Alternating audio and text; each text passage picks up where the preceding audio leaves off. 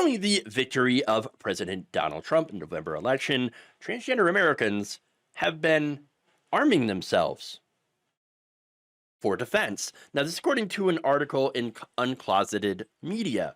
One woman featured in this article, and I definitely suggest that you read it, said that she had filled her garage with around 20 to 30,000 rounds of ammunition and up to a year's worth of estrogen. Estrogen has about a 1 to 2.5 year shelf life. So, stocking up on ammo and E. Hell yeah. Now, she told Uncloseted Media, and her name is Aeryn, and that's all the information that she wants to give. And that's because of all the threats against transgender people, which I'm going to get into. But she said this, quote, "Starting with the election, I became very concerned." Yeah, concerned about her safety, concerned about the safety of her community. Yeah, I would be concerned too, so I'm not at all surprised. Look, since taking office, Donald Trump has signed a bunch of executive orders, essentially rolling back transgender rights and making it so that people will no longer, be incentivized, I guess. I think that's probably the wrong way to put it, but they have dehumanized transgender Americans, okay? And to the point of where, no, we're not even going to treat you as human beings, that you don't even exist. They've been erased, even though they're still here, and they've always been here, and they always will be here. They have been officially erased from the government, by the government. But again, it doesn't surprise me here that trans people are arming up. And honestly, it doesn't bother me. Okay? I'm not one of those people who wants to see the end of the Second Amendment. I've never been against that. I have been for common sense gun regulations, of course. And I do support the Second Amendment. It's just that I don't support the weirdo right-wing version, where, anybody can get any weapon at any time, and there are no rules, and everybody's armed and all that. A polite society is an armed society. No, an armed society is where everybody's pointing guns at each other 24/7. That's not a good society. That's broken, okay? But that said, there are legitimate reasons to arm yourselves, and guess what? This is one of those. All right? The trans community has been facing an all-out assault. I've been talking about this for some time. Nearly 3/4 of transgender Americans now have fear facing physical violence. That is disastrous. And as a result, of course, they are arming themselves. They're in training programs to learning how to safely use, store, and operate firearms, as of course is their right. They're buying guns, they're learning self-defense, they're doing what they need to do to survive, to defend themselves. And there is a very, very good reason here. In 2023, LGBTQ people were 5 times more likely than non-LGBTQ people to be the victim of a violent crime, according to a study from the Williams Institute. An FBI report found that there were 547 recorded incidents targeting a victim's gender identity in that same year, which was up from 469 the year prior. So it is getting worse for LGBTQ plus people. And trans women have been facing the majority of this, the brunt of this anti-trans rhetoric, of this legislation that has dehumanized them. You have bathroom bans, you have restrictions from sports participation, and even, of course, attacks on their entire existence. With all that going on, who could blame them for wanting to defend themselves?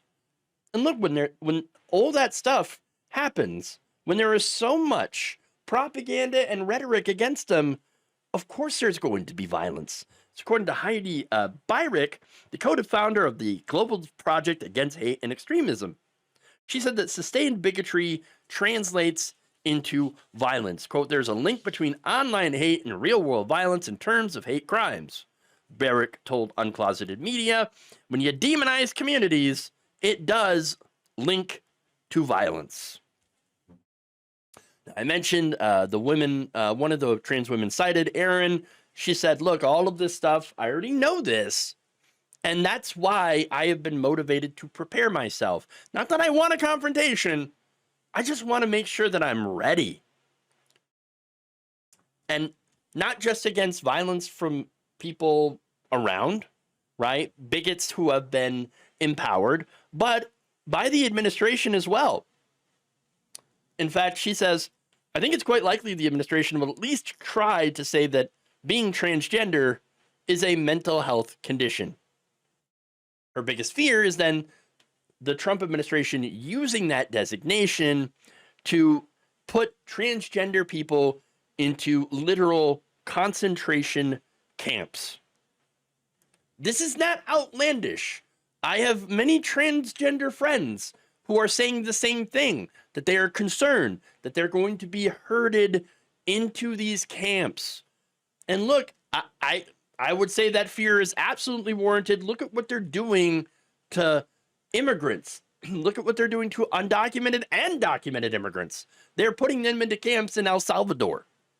So this doesn't surprise me at all. And so as a safety precaution, she is moving from a red state to a blue state and is collecting weapons and ammunition. And she's not the only one. Aeryn Palat, the Pink Pistols national coordinator and the founder of something called Operation Blazing Sword, which, you know, helps educate and train people in the proper and safe use of firearms, says, quote, there's definitely been a lot of interest and a lot of concern over what's going on in the government. Now, they started, by the way, that organization following the 2016 Pulse nightclub mass shooting. Okay, so after that happened and the government basically did nothing to stem the hatred against the LGBTQ plus community, these people were like, you know what?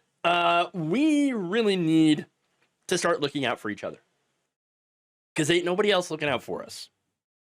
In fact, here's what Palat said, quote, a lot of queer people went, wow, it really doesn't matter what I do or say. There's still people who want me dead.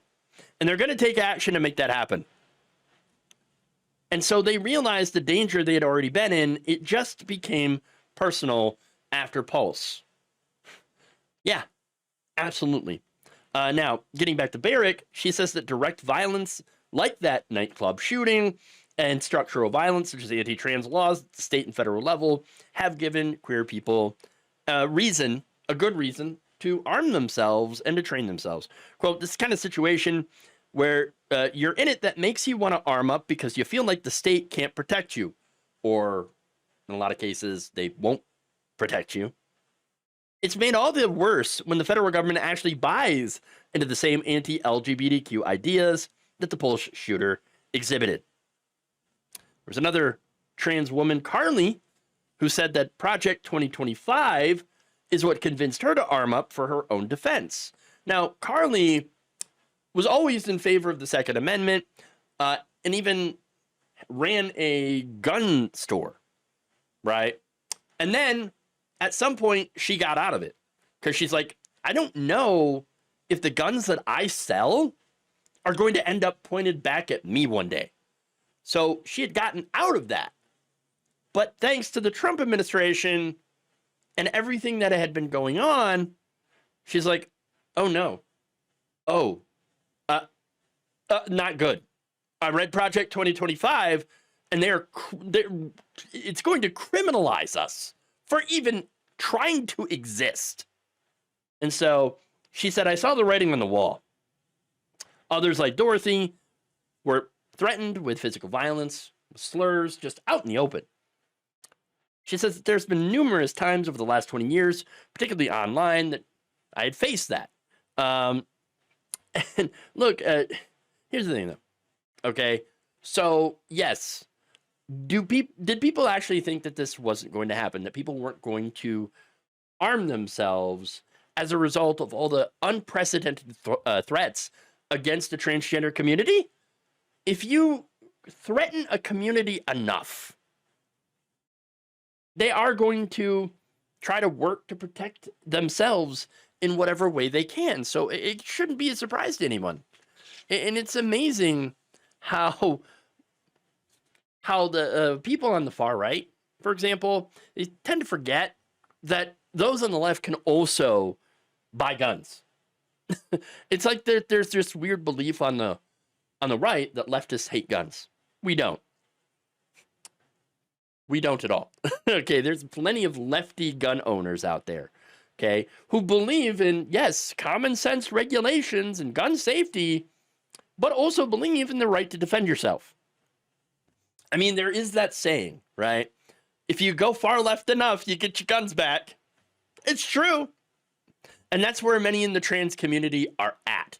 They are leftists, and that means making sure to arm themselves to protect themselves, okay? And again, this is not to do violence against people. The vast majority of violence, all right, especially when it comes to the trans community, right, is directed towards the trans community from people who are generally white cis males, okay?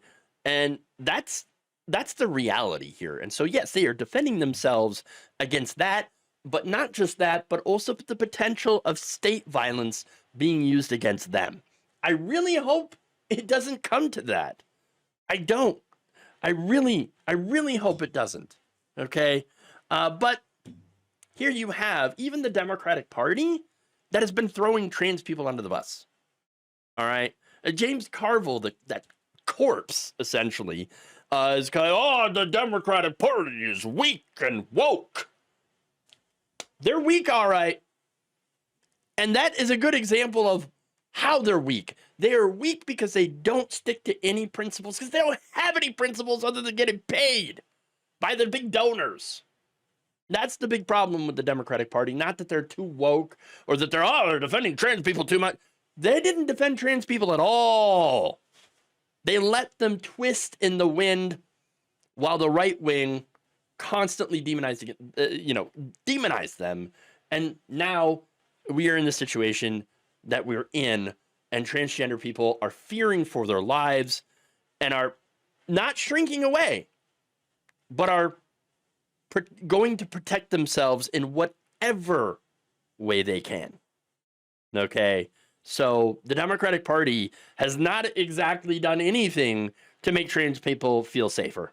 So nobody blames them. I don't blame them for doing this. I wish we lived in a country that actually protected people that were actually at risk for violence, but we don't. And so again, what choice are they left with than to prepare to have to defend themselves? Thank you for watching. If you enjoyed this video, please like, share, subscribe, hit the bell icon in order to get notified whenever a new video is released. And if you want to support independent, progressive media through this difficult time where it seems like everybody is shutting down, you can become a member on our YouTube page, you can become a subscriber on Facebook, or you can go to my Patreon. It's patreon.com/Jeff Waldorf. Thank you.